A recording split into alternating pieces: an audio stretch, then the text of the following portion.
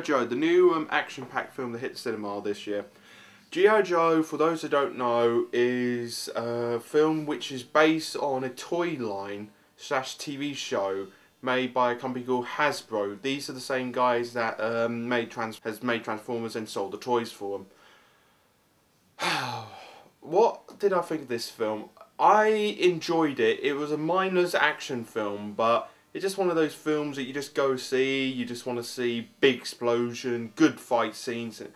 This is what this film was upheld at being good. It had good amount of action, had a good amount of fighting, a good amount of car chases, explosion.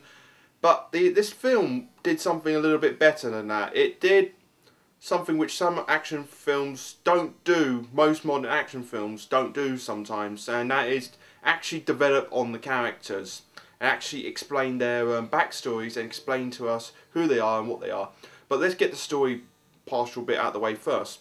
G.I. Joe, it starts off for some reason a flashback to someone getting their face burned onto something. I don't know, that's supposed to be indicated with something, but I know nothing about G.I. Joe. I grew up with an Action Man around the time when this whole G.I. Joe thing started off, and I went to the film not knowing how this film's, what I'm going to think of this film.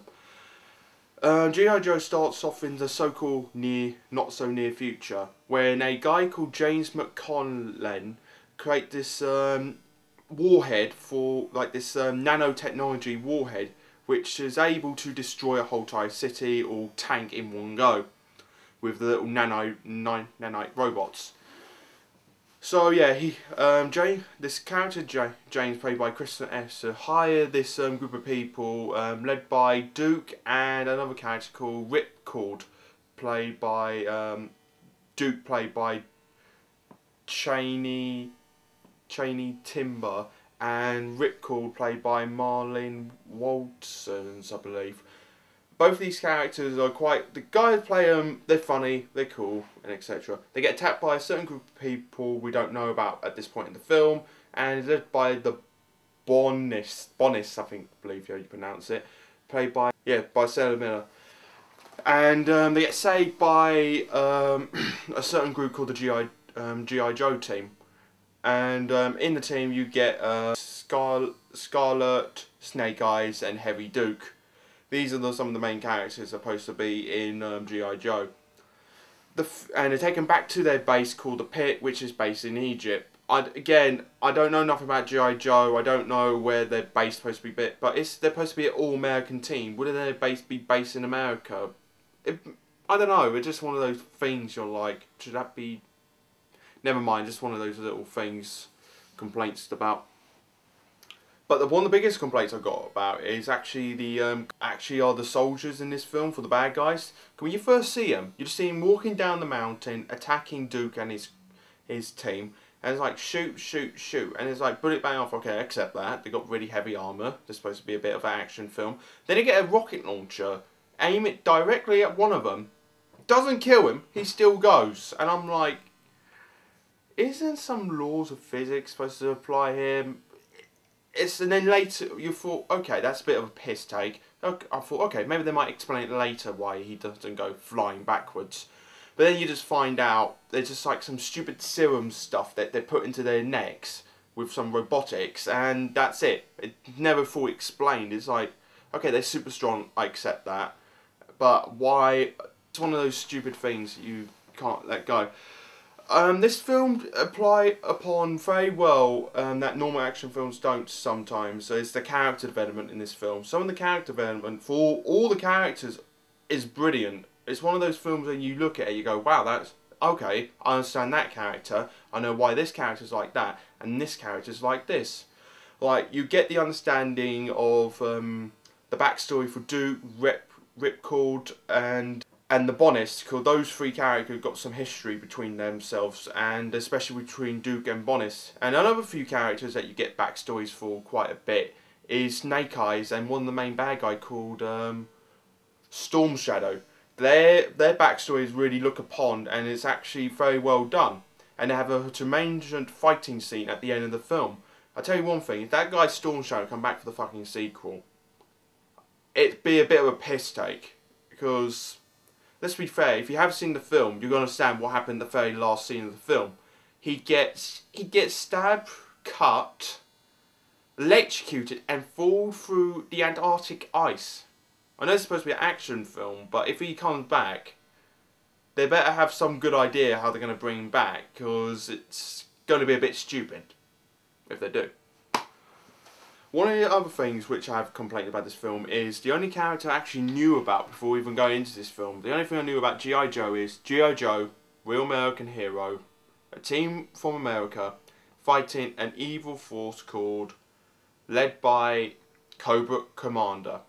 Cobra Commander, I was one of those characters I'd like to see him on the big screen, but really it's a bit of a letdown. I'm not going to spoil it for you if you want to go and see the film, but he's a bit of a disappointment in this film. I liked his voice, I hated his mask, and I hated when he turned up in the film. Sorry. This film is slightly above average for a normal dumb action film, but it doesn't deserve praises among people saying it's the greatest action film, loved it, loved it, loved it, oh my god, I loved it so much. No, it's not. It's one of those mindless dumb action films. It was very good. It was very good at being directed, had some brilliant shots, had some brilliant special effects. Give all the credit to those people.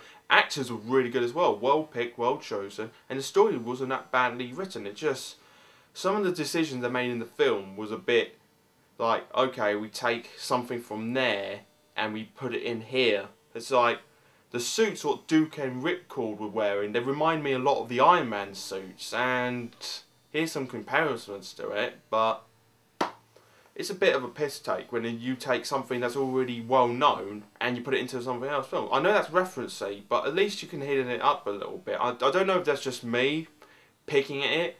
Again, I don't know about G.I. Joe. I don't know if these suits are in the G.I. Joe comics, toy line, or TV show. I don't know. I never watched G.I. Joe as a kid.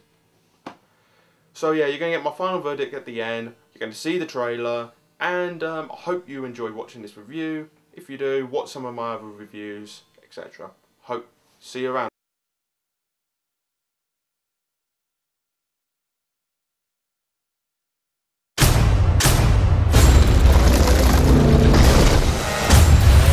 Technically, this unit doesn't exist. But if it did, it'd be comprised of the best operatives in the world. And when all else fails, they don't.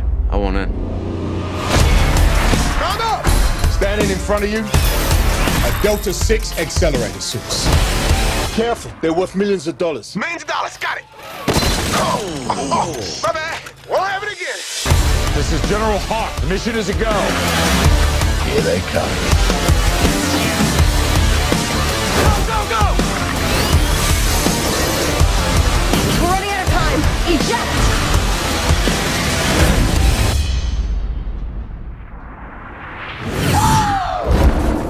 Real American heroes.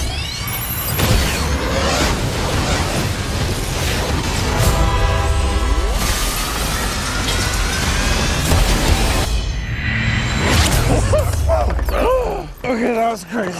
What happened to you? I went through the train. What happened to you? I jumped over it. You could do that?